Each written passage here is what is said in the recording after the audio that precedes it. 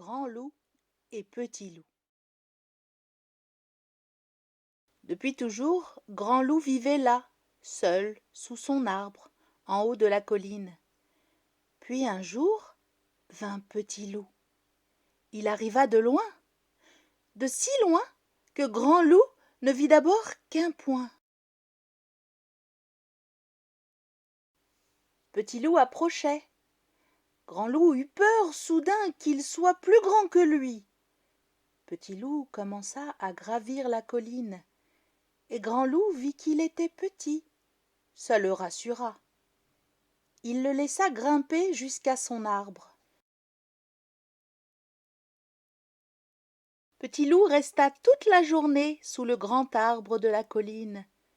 Maintenant, sous l'arbre, ils étaient deux, Grand loup et Petit loup. Ils ne se parlaient pas.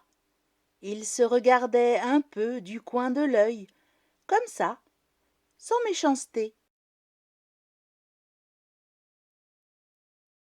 Vint la nuit. Petit loup restait là. Grand loup trouva que, quand même, il exagérait bien un peu. Quand Grand loup se coucha, Petit loup se coucha aussi.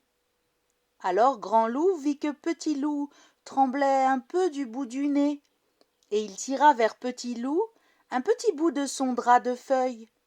C'est bien assez, pensa-t-il, pour un si petit loup. Le matin, Petit loup était encore là. Comme chaque matin, Grand loup grimpa aux branches pour faire ses exercices.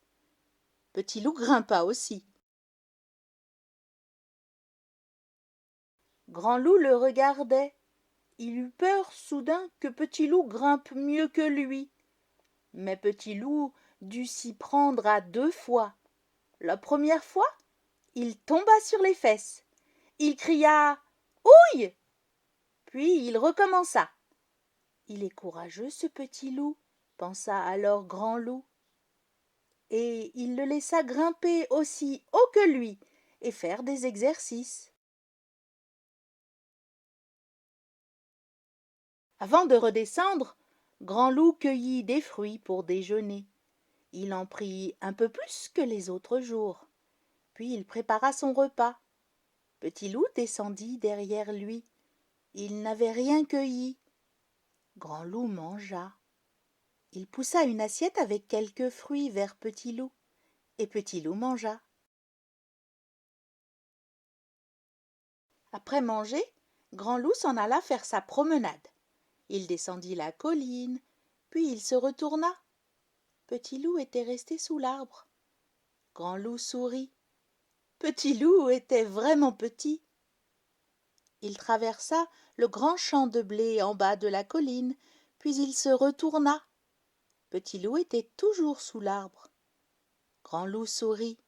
Petit loup était encore plus petit. Il atteignit l'orée du bois et, une dernière fois, il se retourna. Petit loup était toujours sous l'arbre, et il était si petit à présent qu'il fallait vraiment être un grand loup pour savoir qu'il était là, ce tout petit loup.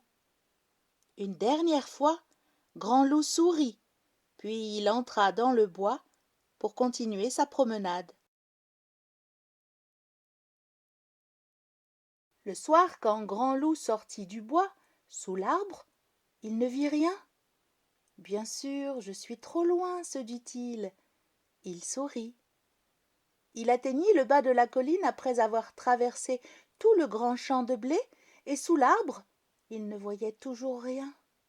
C'est bizarre, se dit-il. Le petit loup n'était quand même pas si petit. Pour la première fois, il se sentit inquiet. Il remonta la colline bien plus vite que les autres soirs. Sous l'arbre, il n'y avait personne, ni grand, ni petit. C'était comme avant, sauf qu'à présent, Grand loup était triste. Pour la première fois ce soir-là, Grand loup ne mangea pas. Pour la première fois cette nuit-là, Grand loup ne dormit pas. Il attendait. Pour la première fois, il se disait qu'un petit, même tout petit. Ça prenait de la place dans le cœur, beaucoup, beaucoup de place. Le matin, comme chaque matin, Grand Loup grimpa sur l'arbre. Mais pour la première fois, il ne fit pas ses exercices. Il regardait, au loin. Grand Loup regarda longtemps. Au loin, il n'y avait toujours rien. Il se dit qu'il était capable d'attendre encore plus longtemps qu'il n'aurait jamais cru. Puis, à force d'attendre, il se mit à penser à de drôles de choses. Il se dit que si le petit loup revenait, promis, il lui laisserait un bout de drap de feuille un peu plus grand, et même beaucoup plus grand, et une assiette plus pleine, et même que peut-être il le laisserait monter plus haut que lui et faire tous ses exercices, même ceux qu'il était le seul à connaître. Il se dit tout cela, et bien d'autres choses encore, et il continua à attendre. Et puis là-bas, il y eut un petit point, mais un point si petit qu'il fallait être lui, Grand Loup, et avoir attendu autant pour penser que là-bas, quelque chose approchait. Son cœur battait de joie, c'était la première fois. Là-bas, le petit point grandissait, pourvu que ce soit lui ce petit, se disait Grand Loup. Et aussi, même s'il est bien plus grand que moi, tant pis.